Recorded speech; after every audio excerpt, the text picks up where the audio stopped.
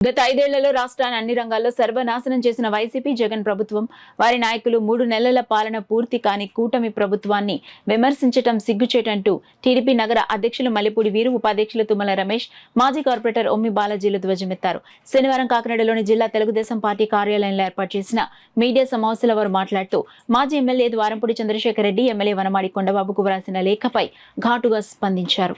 తప్పులు చేయించి అన్ని విధాలుగా చేయించి ఒక పగడ్బందీగా ఒకే సిద్ధాంతంతో డ్రగ్స్ రహిత కాకినాడగా తీర్చిదిద్దుతా, ఏది అక్రమాలు లేనటువంటి కాకినాడగా తీర్చిదిద్దుతా, ఏదైతే ద్వారంపూడి చేసినటువంటి అక్రమాలు అన్యాయాలకి మన కాకినాడను మనం కాపాడుకుందాం, మన కాకినాడ మన కొండబాబు అనే నినాదంతో మాత్రమే జనసేన, బీజేపీ, తెలుగుదేశం ఉమ్మడి అభ్యర్థిగా పోటీ చేసినటువంటి ఇప్పటి శాసనసభ్యులు వనమాడి కొండబాబు గారిని ప్రజలందరూ ఆశంసించి కాకినాడ చరిత్రలోనేటువంటి విజయం అందించారు.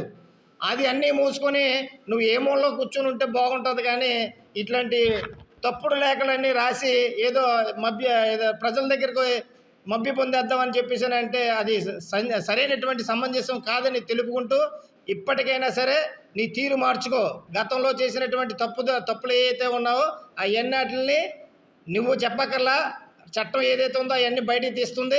అన్నిటిని కూడా ఒక్కొక్క దానిగా ఒక్కొక్క కుంభకోణాన్ని కూడా బయట పెట్టి ఏదైతే మా ప్రీతమ నాయకుడు కొండబాబు గారి ఆధ్వర్యంలో ప్రతి ఒక్క అవినీతిని కూడా, ప్రతి ఒక్క కుంభకోణాన్ని కూడా బయటికి తీసుకొచ్చి నిన్ను చెంచలు కూడా జైలుకి పంపించే వరకు కూడా ఈ కూటమి ప్రభుత్వం వదిలిపెట్టదని చెప్పేసి మీ మీడియా పూర్వకంగా తెలుపుకుంటున్నాం. అదేవిధంగా మీ మీడియా మిత్రులందరికీ తెలుసు, కాకినాడ ప్రజలందరికీ తెలుసు, రాష్ట్ర వ్యాప్తంగా వైరల్ అయింది స్వర్గీయ అన్న ఎన్టీఆర్ మరి విగ్రహాన్ని అర్ధరాత్రి టైంలో ధ్వంసం చేయాలనేది నిజం కాదా? ఆ విషయాల మీద మేము ఎన్నో కంప్లైంట్స్ ఇచ్చినప్పటికీ ఆనాడు వారి ప్రభుత్వంలో పట్టించుకోలేదు. వాటి మీద దర్యాప్తు జరిపించి చర్యలు తీసుకోండి అంటే ఈయనకు మనకు పుట్టిందా?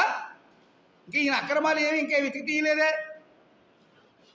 కొన్ని విషయాల్ని ఎస్పీ గారి దృష్టిలో పెట్టడం జరిగింది. అదేవిధంగా ఈ కాకినాడ నగర ప్రజల కష్టాజితంతో కట్టినటువంటి పన్నుల సొమ్ముని 100 కోట్లని మరి ఇళ్ల స్థలాల పేరుతో, మడడవులు కప్పెట్టాలని పేరుతో పెద్దాపురంలో ఉన్నటువంటి సాహససిద్ధంగా ఏర్పడినటువంటి వనరులన్నింటినీ కొల్లగొట్టి మరి 100 కోట్లు గడించడం నిజం కాదా? వాటిపై దర్యాప్తు చేయమన్నారు. వాటి మీద కొన్ని ఆధారాలని ఇప్పుడున్నటువంటి కలెక్టర్ గారికి సబ్మిట్ చేశారు. ఎందుకు ద్వారంపూడి ఇలా ఉరిగిపోతా ఉన్నావు? మొత్తం ఈ యొక్క పోర్టుని అవినీతి పోర్టుగా తయారు చేశారు కాబట్టే ఈవేళ ఎన్డీఏ కూటమి మా మంత్రివర్యులు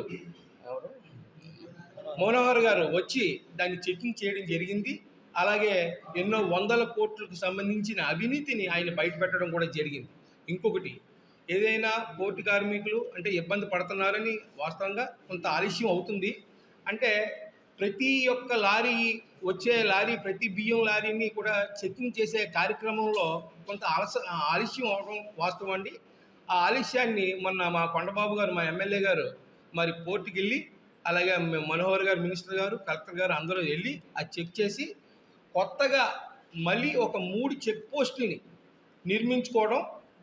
నిర్మించాలని, అక్కడ సిబ్బంది కొరత ఉంటే ఆ కొరతను కూడా ఒక 20 మందిని మళ్ళీ కొత్త సిబ్బందిని వెయ్యాలనే ఉద్దేశం నిర్ణయించుకుని ఈ 4-5 రోజుల్లో కూడా ఈ యొక్క చెక్ పోస్టులు నిర్మించడం జరుగుతుంది. అలాగే కొత్త సిబ్బందిని కూడా వేయడం జరుగుతుంది. మీరు చేసిన అవినీతిని బయట పెట్టడం కోసం మాత్రమే మేము చేసే